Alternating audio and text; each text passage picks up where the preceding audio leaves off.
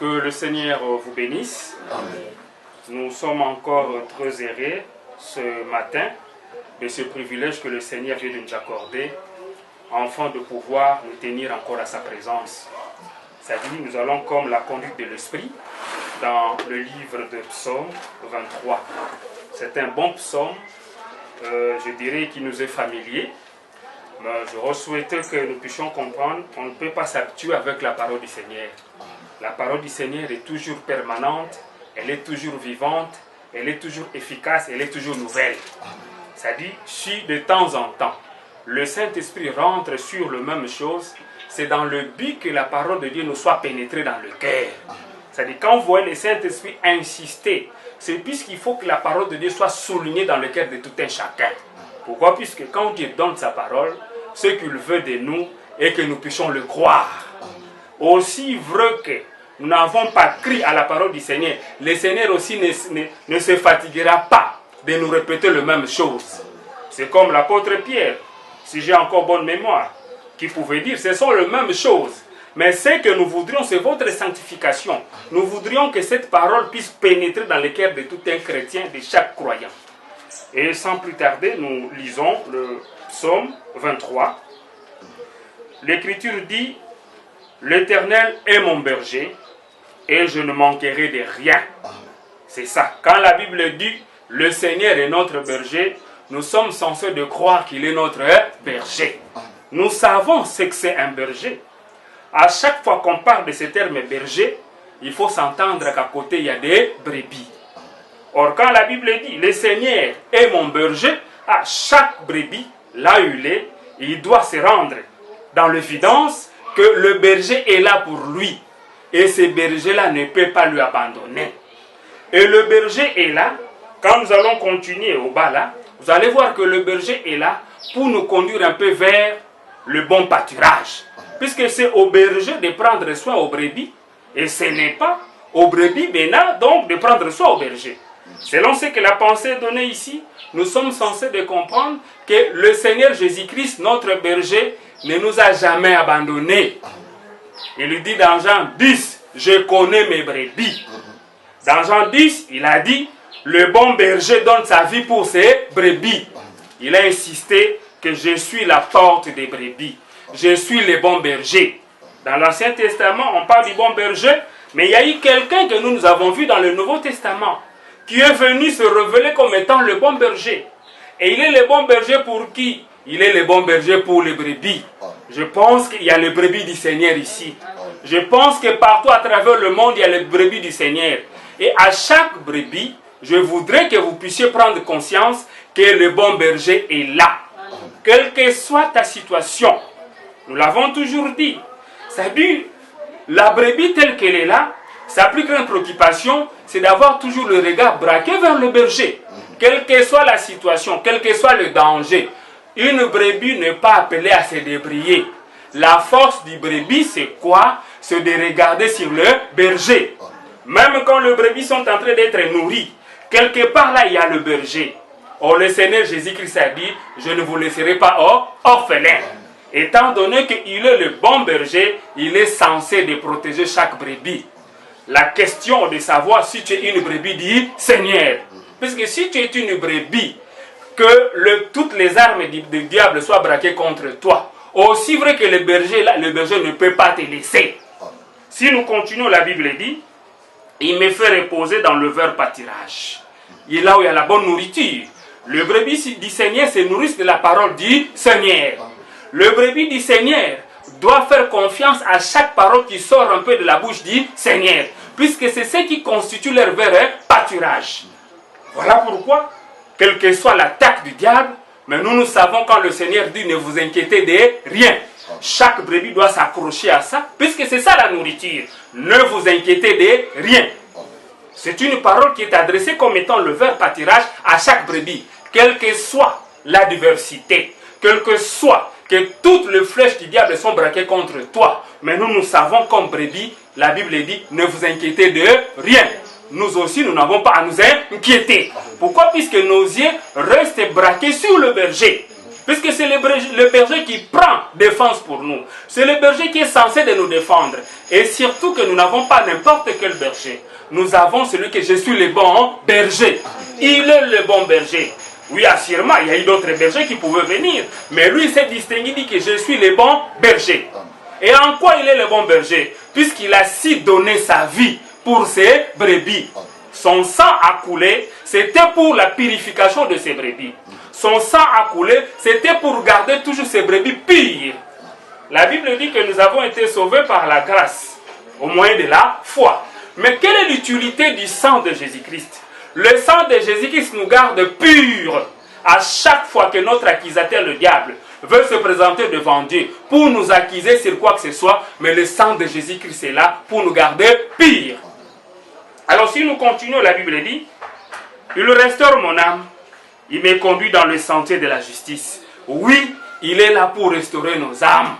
Quelle que soit la fatigue, quelle que soit la maladie, quelles que soient les douleurs, quelles que soient les souffrances, lui il est là, il est le bon restaurateur. Amen. Quand on dit il le restaure, ça dit il nous remet dans un bon état. Amen. Que tout ce qu'on avait perdu, tu peux te voir que ma santé s'est détériorée. Le bon berger est là pour nous restaurer.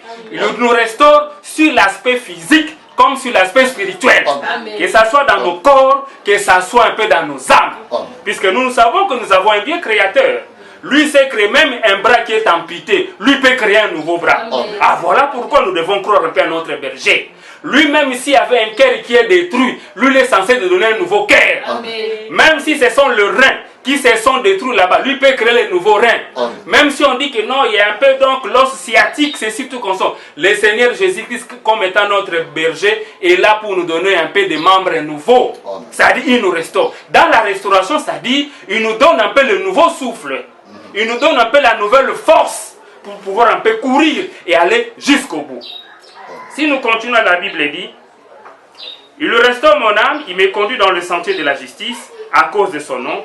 Quand je marche dans la vallée de l'ombre et de la mort, je ne crains aucun mal, car tu es avec moi. C'est-à-dire ici dans la vallée de l'ombre et de la mort, le psalmiste dit quelque part aussi dans la vallée de Baca. C'est-à-dire quelle que soit la souffrance, lui il est toujours là. Le Seigneur Jésus-Christ n'a jamais laissé ses brebis. Tous ceux qui appartiennent, il ne les abandonne jamais. Lui-même avait dit, je ne vous laisserai pas orphelins. Je serai avec vous. Et quelles que soient les difficultés, même si tout paraît être noir, chaque brebis du Seigneur doit savoir qu'il est là. D'ailleurs, pendant les moments les plus difficiles, c'est là où lui prend encore le devant. Dans une prédication, le frère Branham l'a démontré. Quelqu'un qui souffrait, quand il est en bonne santé, et quand tout il allait très bien, il voyait que les pas du Seigneur étaient à ses côtés. Les empreintes dans sa marche, avec les Seigneurs, il voit les 4 empreintes. Pendant qu'il marchait, tout allait en rose. Mais à une époque de sa vie, il a senti que donc c'était la maladie, c'était la souffrance, c'était la disette, c'était la pauvreté, c'était l'obscurité. Il regarde les empreintes du Seigneur, il trouve que les empreintes du Seigneur ne sont pas là. Alors il s'est posé la question, mais comment le Seigneur doit m'abandonner pendant que je suis en train de souffrir? Mais le Seigneur était venu lui montrer, non, pendant la souffrance, moi je viens, je te transporte. Les 2 empreintes que tu vois là, ce sont mes empreintes à moi. Donc pendant le moment le plus difficile, le Seigneur s'est fait encore, donc il nous prend en charge. C'est ce que le proverbe dit, ami aime à tout temps, au moment du malheur il devient plus qu'un frère. Donc c'est-à-dire, pendant que nous sommes frappés, pendant que le diable essaie de mettre sa main sur nous, comprenez que le Seigneur aussi est là. C'est ce que la Bible dit, que toute chose concourt au bien de ceux qui aiment Dieu. Pourquoi? Puisque lui, il est censé de nous restaurer. Quelle que soit la santé s'est détériorée, nous sommes censés de lui regarder. Pourquoi? Puisque la guérison divine est là. Quand le Seigneur faisait l'alliance avec Abraham, il avait dit à Abraham de prendre un peu de génisse. Il a pris encore le tourterelle des pigeons. Le pigeon, c'était lorsque quelqu'un était frappé de la lèpre. Que pour sa purification, on devait prendre un peu le tourterelle qu'on devait immoler pour la guérison de la personne malade. Et quand il est venu chez Abraham, le brebis qu'Abraham avait pris et le tourterelle, le Seigneur avait dit à Abraham de tuer le brebis là, de tuer un peu les animaux. Mais quand au tourterelle, de ne pas le tuer. L'inspiration spirituelle montre que la guérison divine va nous accompagner jusqu'à la fin des temps. jusqu'à ce que le Seigneur vienne nous prendre. La guérison est là. Voilà pourquoi les tourterelles ont été données à Abraham comme étant le signe. C'était pour le signe de la guérison. C'est-à-dire, face à n'importe quelle maladie, la guérison divine est là.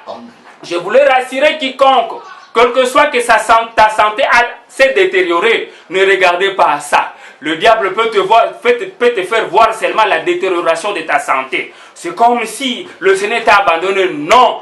La Bible dit le Seigneur Jésus-Christ est le même hier, aujourd'hui, éternellement. La Bible dit que toute chose concourt au bien de ceux qui aiment Dieu. La Bible dit, heureux l'homme qui supporte patiemment la tentation, car après avoir été tenté, il obtient la couronne de vie. Le Seigneur est là, et il est en train de restaurer nos âmes. Il est là, il est en train de restaurer nos santé. C'est question de croire. Vous savez, la nature de Dieu, Dieu est là pour être écrit. C'est-à-dire, Dieu ne faut pas le recevoir par la tête. Ne cherchons pas à comprendre Dieu. Dans la plupart des cas, quand nous échouons, c'est puisque nous cherchons à justifier, à comprendre des choses. Mais la nature de Dieu est que Dieu est là pour être écrit. Voilà pourquoi le brebis du Seigneur doit toujours rester attaché au verbe pâturage. Le verbe pâturage qui est la parole du Seigneur. Quand la Bible dit, je suis le Seigneur Dieu qui te guérit de toutes les maladies et qui te pardonne de tous tes péchés, il faut en croire. Quelle que soit même la maladie, elle est visible dans la peau. Il faut croire qu'avec le sacrifice, la Bible dit qu'il a été maltraité, blessé, c'était pour nous. Et c'est par ce maître ici que nous avons été guéris. Nous, face à nos situations de maladie, nous avons tendance à le regarder. Puisque nous savons que, aussi vrai que lui n'a pas décidé, nous ne pouvons pas quitter sur cette terre. Et avec lui, il nous a dit qu'il a des promesses pour nous. Et des promesses de meilleures. Et avec nous, le Seigneur a un but à atteindre avec tout un chacun. C'est ce que j'aurais souhaité que chacun de nous puisse comprendre. Que nous sommes les expressions du Seigneur. Les expressions veut dire que le Seigneur nous a manifesté pour un but.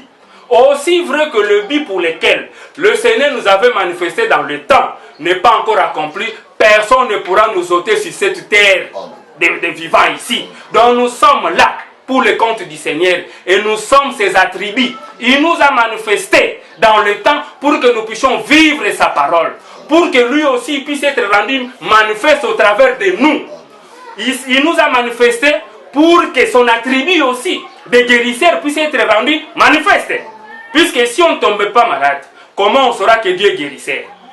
Alors, s'il n'y avait pas la pauvreté, l'attaque devant nous, comment on saura que le Seigneur, c'est celui qui peut nous délivrer?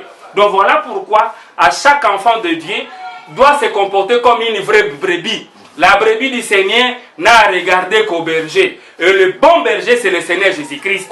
Quand il a dit, ne vous inquiétez de rien, ne vous inquiétez de rien. Même si ta situation se détériore, ne regardez pas à la santé humaine, ne regardez pas à ce corps. Pourquoi? Puisque comprenons d'ailleurs que le corps et ce sang ne peuvent pas éviter le royaume. C'est-à-dire, d'une manière ou d'une autre, ce corps va rester. Nous, étant donné nous sommes les enfants de Dieu, c'est l'âme qui est importante dans la vie d'un chrétien. Et c'est pour cela que Christ était mort à Golgotha. Nous continuons, l'Écriture dit que quand je marche dans la vallée de l'ombre de la mort, je ne crains aucun mal, car tu es avec moi. Ta houlette et ton bâton me rassurent. C'est-à-dire même dans les difficultés les plus sombres, dans les moments les plus difficiles, le Seigneur est là. La Bible dit sa houlette et son bâton nous rassurent. Sa houlette est là pour nous réguler de temps en temps. Et son bâton est là pour nous redresser toujours sur le droit chemin. Puisque ce que le Seigneur veut, c'est notre sanctification. Ce que le Seigneur vise de nous est que nous puissions marcher dans la sanctification, dans la justification, dans l'honnêteté, dans la vie de Dieu. Ce que le Seigneur veut de nous, quel que soit ce que le diable peut nous présenter, mais que nous puissions garder toujours le regard braqué sur le Seigneur Jésus-Christ. L'Écriture dit, tu dresses devant moi une table en face de mes adversaires. Nous connaissons notre adversaire, le diable, notre ennemi. Il est là de temps en temps pour nous accuser sur nos fautes. De grâce que nous, les enfants des brebis du Seigneur, nous ne péchons plus. Nous ne péchons pas. Cela veut dire nous ne sommes plus incrédules face à la parole du Seigneur. Puisque le péché, c'est l'incrédulité. Mais aussi longtemps que nous sommes dans cette chair a des faiblesses. D'ailleurs, qui ne nous pleut plus. Voilà pourquoi l'apôtre Paul a dit, marchez selon l'esprit et vous n'accomplirez pas le désir de la chair. Alors des fois, il nous arrive un peu de trébucher, indépendamment de notre âme, de la justice de Dieu. Alors face à ça, l'accusateur doit se présenter devant Dieu. Or, le Seigneur est là pour présenter toujours son sang. Voilà pourquoi la Bible montre qu'il a traversé le ciel, il comparait devant Dieu avec son propre sang. Pourquoi? Puisque le sang est là pour nous purifier, pour nous garder purs durant notre marche. Voilà pourquoi il est grand temps de pouvoir expérimenter la puissance de Dieu. Pourquoi? Puisque le moment de l'intercession que le Seigneur Jésus-Christ est en train de faire va terminer. Quand l'intercession va terminer, le Seigneur Jésus-Christ va quitter l'intercession. C'est-à-dire, le sang sera ôté. À ce moment-là, tout celui qui ne va pas entrer dans la sécurité éternelle, tout ce qui ne sera pas racheté dans la rédemption éternelle, alors son sang sera scellé dans le mal. Mais nous savons, comme la Bible dit, que celui qui a commencé à nous cette bonne œuvre la rendra parfaite pour le jour du Seigneur Jésus-Christ. C'est-à-dire, le Seigneur Jésus-Christ ne peut plus nous perdre. Plus question que nous puissions nous perdre. Nous irons jusqu'au port désiré. Nous irons jusqu'à l'enlèvement, jusqu'à la fête des noces, jusque dans le royaume des milléniums et jusqu'à l'éternité. Nous sommes avec Dieu. Voilà l'efficacité du sang de Jésus-Christ. Pourquoi? Parce que l'adversaire là, de temps en temps, il cherche à nous accuser. Nous n'avons pas affaire un peu aux adversaires de ce monde. Non, voilà ces frères-là, voilà les voisins. Non, et ils sont moins bénis. Ils ne sont pas vraiment nos adversaires. Notre vrai adversaire, c'est le diable. Et c'est lui l'adversaire de Dieu. C'est notre ennemi. Alors face à ce combat, le diable, avec nous, c'est un combat qu'il avait perdu en avance. Pourquoi? Puisqu'à Golgotha, Christ l'avait vaincu. C'est-à-dire, le diable est en train de mener un combat qu'il a perdu. Christ est plus que vainqueur.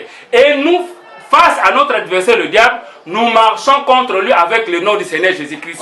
Le Seigneur Jésus-Christ, c'est lui qui l'avait vaincu. Et voilà pourquoi lui, il n'a rien contre nous. Lui, il n'y a plus un témoignage à notre charge. Pourquoi? Puisque le sang de Jésus a tout purifié. Ce n'est pas pour rien. La Bible dit dans Romains, il y a maintenant aucune condamnation pour tous ceux qui sont dans le Seigneur Jésus-Christ. Pour tous ceux qui sont dans le Seigneur Jésus-Christ, il n'y a plus de condamnation. Pourquoi? Puisque le sang de Jésus nous donne l'accès dans le lieu très saint. Le sang de Jésus nous donne la vie de Dieu. Le sang de Jésus nous procure la pureté de l'esprit. Donc le diable n'a plus rien à réclamer contre nous. Voilà pourquoi l'important de chaque brebis, de toujours veiller de rester dans l'enclos du Seigneur, de rester dans le Seigneur. Et nous savons bien comment on entre dans le Seigneur. Il faut aller par la nouvelle naissance, par la justification, la sanctification et la finalité dans le baptême du Saint-Esprit. Dans cet âge de la fin, quand nous parlons de la nouvelle naissance, nous visons le baptême du Saint-Esprit. Celui qui est né de nouveau, c'est celui qui est basé du Saint-Esprit. Puisque quand tu es basé du Saint-Esprit, tu es dans le corps de Christ. Sinon, tu ne vas pas donc prétendre un peu à bénéficier des promesses du Seigneur. Pour bénéficier de toutes les promesses du Seigneur, il faut entrer dans le corps. Voilà pourquoi beaucoup de gens commettent des erreurs. Ils croient que la nouvelle naissance, il faut aller petit à petit. Non, la nouvelle naissance, il faut aller jusqu'au baptême du Saint-Esprit. Et quand tu es dans le baptême du Saint-Esprit, tu es scellé dans le corps et le Seigneur ne peut plus te perdre. Et nous sommes tous les combats que le diable va nous chercher, c'est des nuls et sans effet. Voilà là où l'Écriture dit qu'ils vous feront la guerre, mais ils ne vous vaincront pas. Pourquoi? Puisque nous sommes dans le corps. Comme je l'ai dit, que le diable nous livre un combat qu'il a perdu d'avance. Nous sommes les privilégiés du Seigneur. C'est en cela, même que le frère Branham a prêché la prédication ce jour-là sur les calvaires. C'est une puissante prédication. Une prédication poignante. Pourquoi? Puisque les acquis de Golgotha, il a prêché encore le jour V.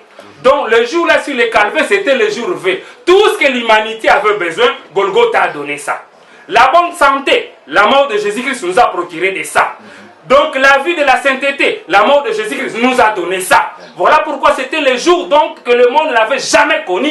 Mais ce jour était passé pour les uns comme inaperçus. Mais pour nous, les brebis du Seigneur, nous savons que ce jour-là sur les calvaires, c'était le jour où Adam pouvait maintenant retrouver la justice de Dieu. Tout ce qu'Adam avait perdu a retrouvé ça avec la mort du Seigneur Jésus-Christ. Puisque nous savons que c'est le péché qui nous a entraînés dans tout le mal que nous avons aujourd'hui. Ce n'est pas le péché que nous avons la mort, ce n'est pas le péché que nous avons les maladies, ce n'est pas le péché que nous avons toutes les mauvaises choses. Mais il fallait maintenant qu'il y ait l'offrande pour le péché. Et pour le péché, le Seigneur Jésus-Christ est venu et il nous a rétabli un peu dans toutes les bonnes promesses. La bonne santé, la délivrance, la sanctification, la justification, la délivrance, nous l'avons au moyen de la croix du Seigneur Jésus-Christ. Voilà en quoi réside un peu donc notre exhortation de ce matin. Donc souvenez-vous toujours de la croix du Seigneur Jésus-Christ. C'est une réponse à tous nos problèmes. Que le Seigneur vous bénisse. Amen.